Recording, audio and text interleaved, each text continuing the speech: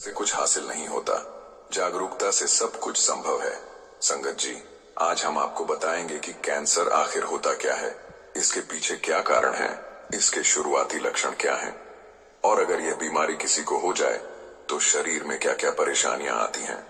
सबसे जरूरी, हम आपको कुछ ऐसे संकेत बताएंगे जिन्हें अगर आप समय रहते पहचान लें तो इस जानलेवा बीमारी से खुद को और अपने प्रियजनों को बचा सकते हैं।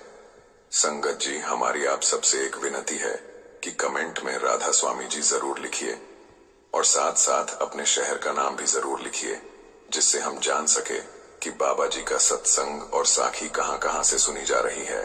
संगत जी, मेरी दादी माँ कहा करती थी, शरीर एक मंदिर है और हर मंदिर की देखभाल करनी पड़ती है।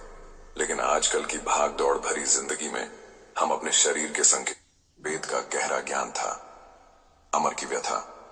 आश्रम में गुरुजी तुलसी के पौधों के बीच ध्यान मग्न बैठे थे। अमर ने उनके सामने हाथ जोड़े और बोला, गुरुदेव, मेरा मन बहुत परेशान है। मेरी माँ को पेट में दर्द रहता है और मुझे डर है कि कहीं यह कैंसर ना हो। मैंने सुना है कि यह बीमारी बहुत खतरनाक है और यह चुपके चुपके जान ले लेती है। गुरुदेव, यह कैंसर आता क्यों है? क्या हम कुछ गलत कर रहे हैं? और क्या कोई ऐसा उपाय है जो मेरी माँ को ठीक कर सके और मुझे और मेरे परिवार को इस बीमारी से बचा सके?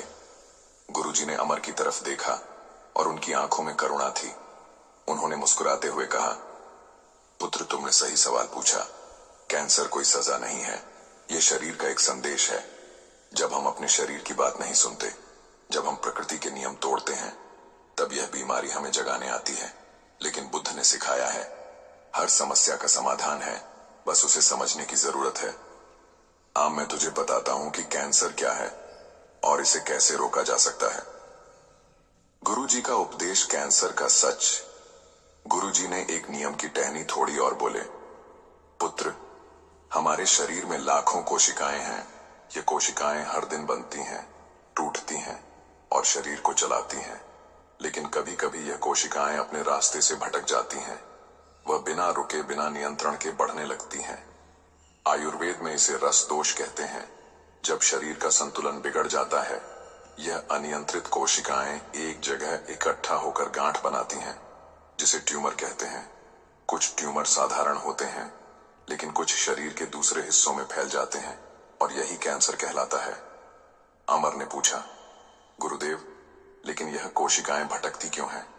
ऐसा क्या होता है कि शरीर बीमार पड़ जाता है? गुरुजी ने गंगा की तरफ इशारा किया और बोले, जैसे गंगा का पानी गंदा होने पर बीमारियां फैलती हैं, वैसे ही जब हमारा खान पान, जीवन शैली और